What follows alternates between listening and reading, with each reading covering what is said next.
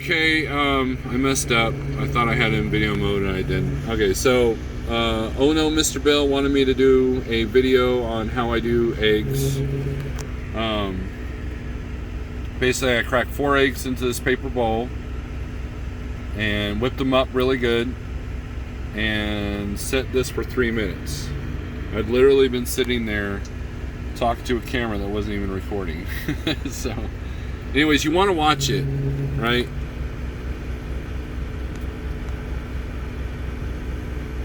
And it's important to get it mixed very well, because if you don't, that's where you have the potential for it to blow. Now it's going to flare up like that. You can hear it kind of popping. You know, and then on occasion, pause it, check it. You can even stir it. Ooh, it's steamy. Alright, we're going to keep going. And there's nothing to it. I didn't spray the bowl. I didn't do anything special. I just whipped them up. You just got to make sure you got to whip them up. Make sure the egg yolks are broken.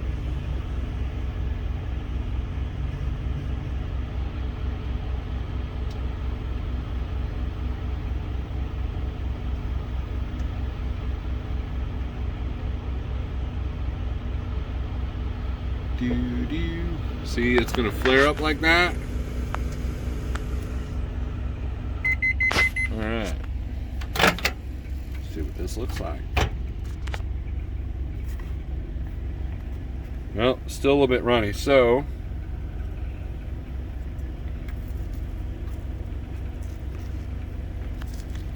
I'm going to stir them up a little bit. Now, let me pause it. Okay, I stirred them up, put another 30 seconds on it, and that should do it. Make sure you get them mixed up real good. The more you can whip them up, the better it'll cook. If you don't mix them up, if you don't break the yolk, it's going to blow up in your microwave. You don't want that.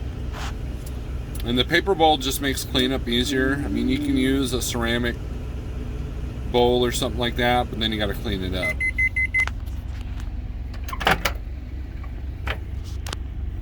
So, there you go. So, 3 minutes on a 700 watt microwave on a decent inverter. Stir up a little bit, another 30 seconds, and boom, there you go. Scrambled eggs. Now, when you first start a keto or carnivore diet, you want to become fat adapted, or else it's going to be harder. And so you got to kind of work your way. So the intermittent fasting, you know, might be hard at first. So if you're going to eat breakfast, this is the perfect breakfast, and this is coffee. Now, people talk about keto coffee. Most keto or bulletproof coffee is butter and MCT oil. You don't need all that nonsense. All I do is use heavy whipping cream, not half and half, not the you know, Coffee Mate stuff, just straight whipping cream. The ingredients are small, right? And you just kind of doink. That's it. There's your keto coffee. Stir it up, we're good to go.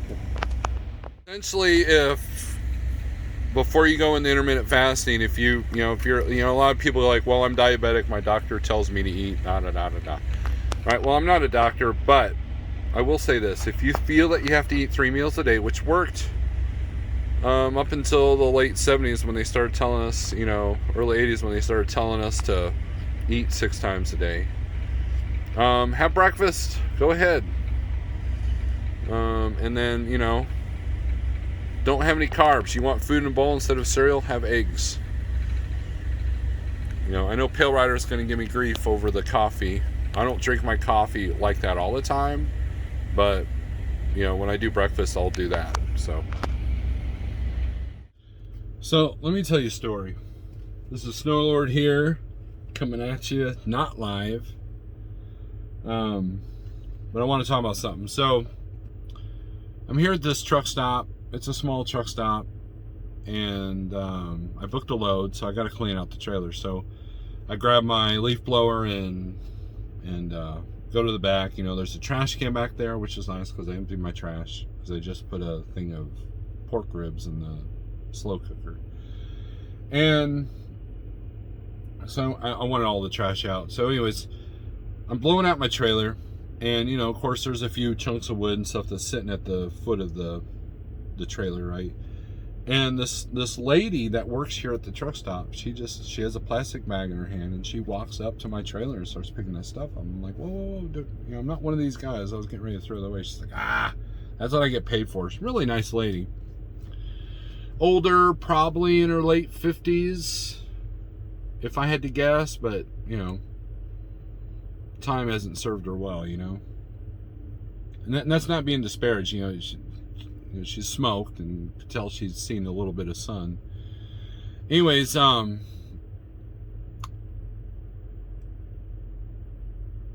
we were just having a small conversation, and she was talking about all the mulberry trees that are back here, you know, behind the trucks. And she's like, "Oh, mulberries are awesome. Do you eat cobblers?" I'm like, "No." "You don't eat anything like peach cobbler?" I said, "No, I don't do sugar or flour." She's like, "Oh, well, you know, my doctor keeps telling me that I need to get rid of that stuff, but then another doctor, another way, he says I need sugar, so I don't even know what's going on, but I'm borderline diabetic." You know, she starts complaining about all these ailments that's affecting her. And you know, and when you're in a situation like that, it's hard not to be like, da-da-dum, I'm going to be Mr. Preacher Guy, yeah, you know. But I was like, well, yeah, I avoid those kind of foods, you know, because, you know, and I told her about, yeah, I'm doing this carnivore thing where I eat only meat, you know, and she's like, well, I need to do something, and you know, but I don't know what to do. I said, well, you know, I tried to go into the spiel of the keto / you know, low carb / paleo / carnivore, because, you know, you approach somebody and go, I eat only meat, you know, they kind of look at you weird. But if you approach them with more of a, hey, don't eat any flour, don't eat any cobblers, don't, you know, and that's tough, because a lot of people, you know, people just they can't fathom that, and I get it. You know, I was once the same way. And she's like, oh, I just love my cobblers, you know, and you know, I like my sugar. I can't get rid of sugar. And, you know, and at that point I backed off, right? So we were just having a friendly conversation. Around the same time, 2 stray dogs came up near us, and we were, you know, trying to, you know, we're looking at them. She's talking about, oh yeah, this dog's here all the time, or whatever, you know, that kind of thing. And, you know, and so the subject changed. And, you know, she's sitting there with a cigarette in her hand, you know, and it kind of reminds me of what I was talking about the other day. The doctors, a lot of doctors, and a lot of the regular population, it's almost to the point that they don't know they're addicted. They don't realize that it's the food that's slowly taking away their lives.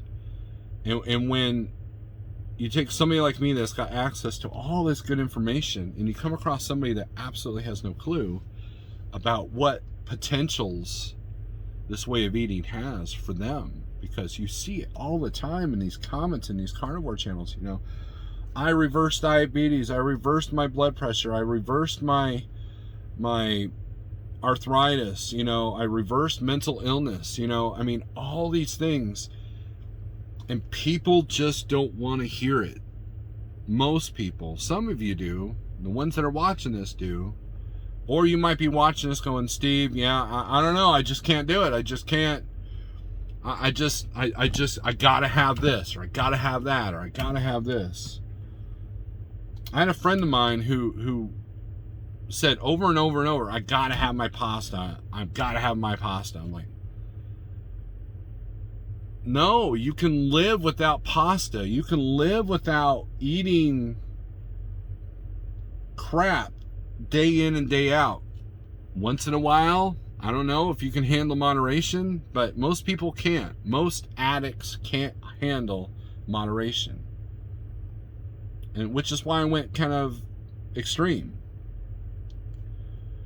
But that's the kind of thing that disheartens me a little bit, is when you literally have it almost feels like I've got this fountain of youth, this access to energy. Like I can give, like if I can give you a trinket that goes, hey, this can solve all or most of your health problems, here it is, I'm giving this to you. Most people would be like, I don't want that. I want to eat donuts. I want to complain. I want to complain about things. And it's disheartening, right? So, because you want to help people, but most people don't want the information. Just like in the trucking world that I'm in, in the business world, there's a lot of business advice that people have given me that I haven't taken, so I get it. I'm on the other side of that sometimes, but then there are people that reach out to me, help me, and I do take their advice and give them reasons why I may not take their advice completely, and when it comes to health stuff, it's so it can't be so cut and dry. With business, it's like, reduce your costs and increase your revenue. You just got to find the way to do that, right? With health, it's so much more intricate. It's so much more complex. And when you're dealing with what the food industry has done to our mentalities, to our brains, it's like going to, it's like going to a crack house and telling everybody that, well, this stuff's bad for you. They know it, but they don't care. Just a quick thought.